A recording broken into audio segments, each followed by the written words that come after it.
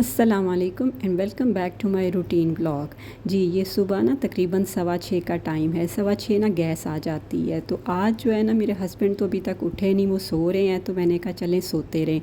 सुबह उनका ना तकरीबन 3:45 का उन्होंने अलार्म लगाया होता है। तो आज उनका जब अलार्म बजा ना तो वो बस बंद करके ना सो गए।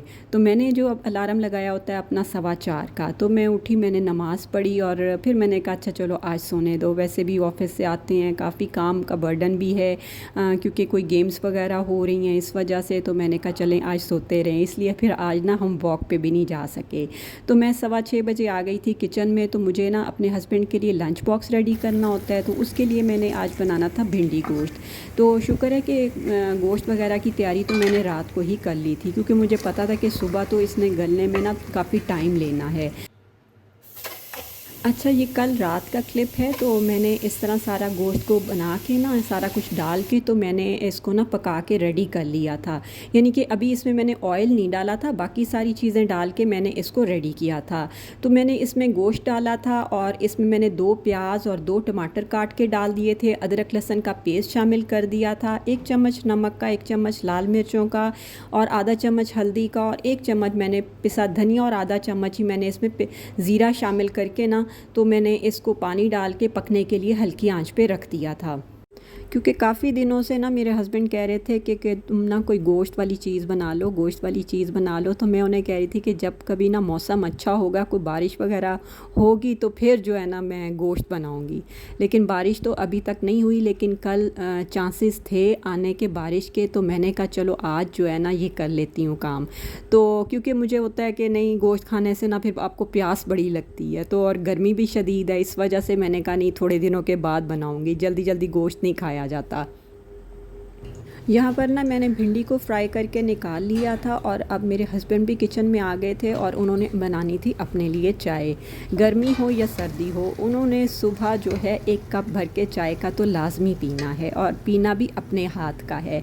तो बस वो चाय बनाने के लिए आ गए और जिस ऑयल में मैंने भिंडी फ्राई की थी ना, वही ऑयल जो है ना मैं अब गोश्त में डाल दूँगी और गोश्त में डाल के ना इसको मैं अब अच्छी तरह भून लूँगी। और जितना अच्छा आप गोश्त भूनेंगे टेस्ट भी इतना ही अच्छा आएगा।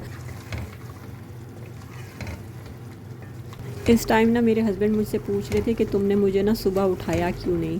तो मैंने कहा आप अपना अलार्म तो खुद ही बंद करके सो गए थे और मैंने आपको एक आवाज़ भी दी थी, तो लेकिन आप फिर उठे नहीं। तो मैंने कहा अच्छा चले मैं आपको ना सोने देती हूँ। कभी कभी ऐसे भी तो हो जाता है, कोई मसला नहीं है। यहाँ पर जी जब गोश्त अच्छे से भुन गया तो फिर मैंने ना इसमें वो जो भिंडी मैंने फ्राई की थी वो शामिल कर दी। और फ्राई भिंडी में ना मैंने एक प्याज भी काट के शामिल कर दिया था, क्योंकि मेरे हस्बैंड को ज़रा होता है कि भिंडी में ना ज़्यादा सारा प्याज हो। तो मैंने जब भिंडी फ्राई करके रखी थी ना तो उसमें मैंने एक प्याज काट के और शामिल कर दिया था। और 3-4 मैंने हरी मिर्चें काट के वो शामिल कर दी इसमें। हरी मिर्चों का भिंडी में जो है ना टेस्ट बहुत मज़े का आता है। बस इसको मैंने मिक्स कर दिया और हल्की आंच पे बस मैं अब इसे पकने के लिए रख दूंगी। तकरीबन मैंने ना इसको 10 मिनट के लिए पकने के लिए रख दिया था। बस जब ये रेडी हो जाए, ऊपर से मैंने थोड़ा सा गरम मसाला शामिल कर दिया था, हरा धनिया शामिल कर दिया था और ये लंच के लिए भिंडी गोश्त रेडी हो गया।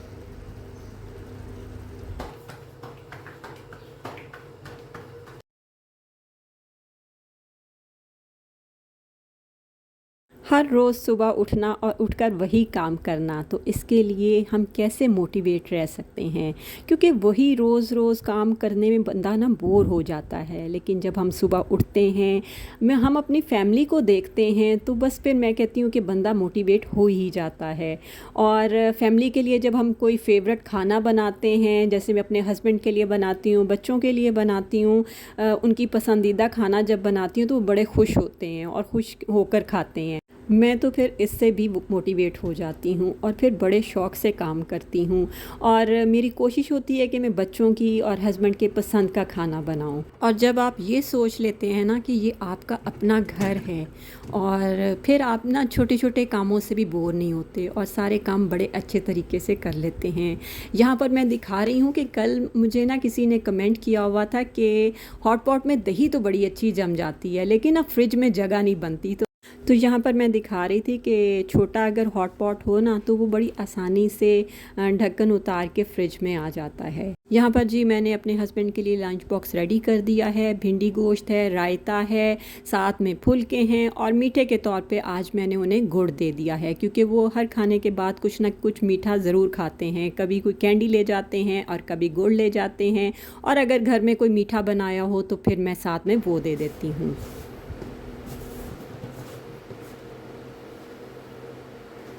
और ये क्लिप भी एक दिन पहले रात का है। और आपको पता है मुझे ना मिट्टी की हांडी में दाल बनाना बहुत अच्छा लगता है, और जब से मेरी मिट्टी की हांडी पहले वाली ख़राब हुई थी ना, तब से मुझे ना दाल का बिल्कुल मज़ा ही नहीं आ रहा था, और फिर मैंने बनाई भी बहुत कम।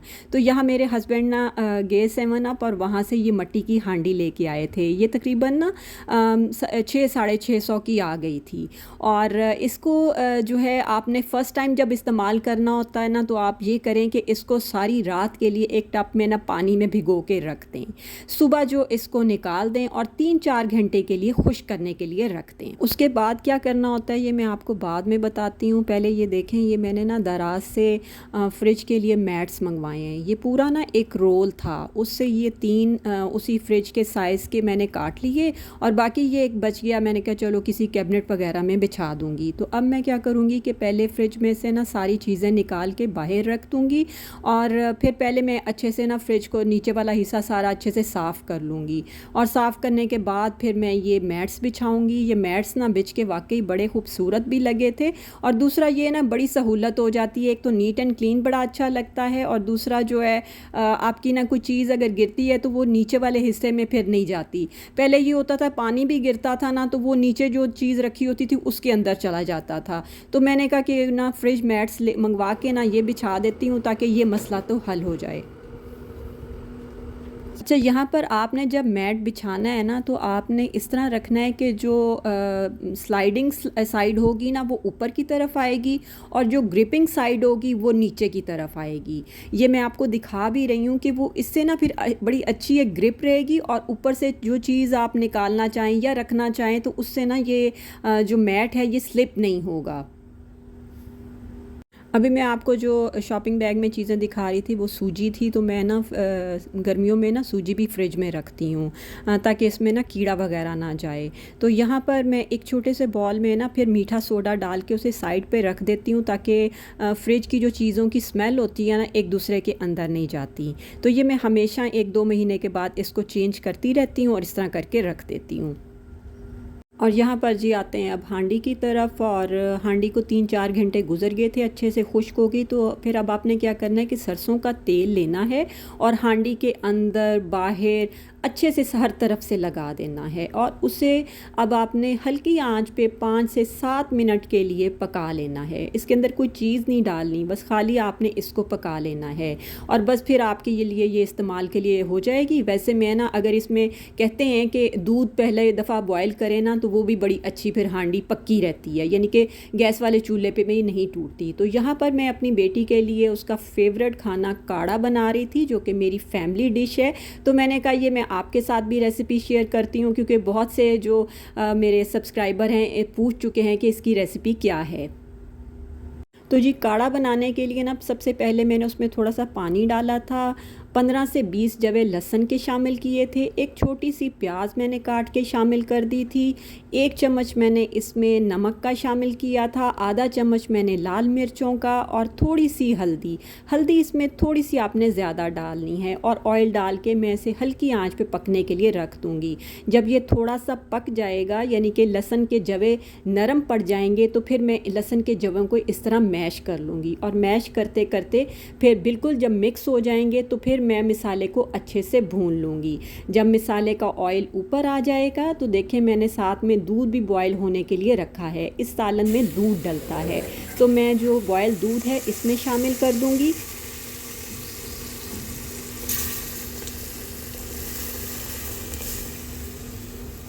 दूध शामिल करने के बाद इसको मैं थोड़ा सा मिक्स करूँगी, 3-4 बॉयल आ जाएंगे तो बस फिर ये रेडी हो जाएगा। ऊपर से आप धनिया वगैरह डाल सकते हैं, लेकिन मैं धनिया नहीं डालती, मैं कसूरी मेथी और ऊपर से थोड़ी सी काली मिर्चें शामिल कर देती हूँ। तो ये मज़ेदार सा आपका काढ़ा रेडी हो जाता है। यहाँ पर देखें बड़ा अच्छा सा ये रेडी हो गया है। मैं लंच में फुलके बनाऊँगी और मेरी बेटी फिर इसमें चूरी बना के खाएगी।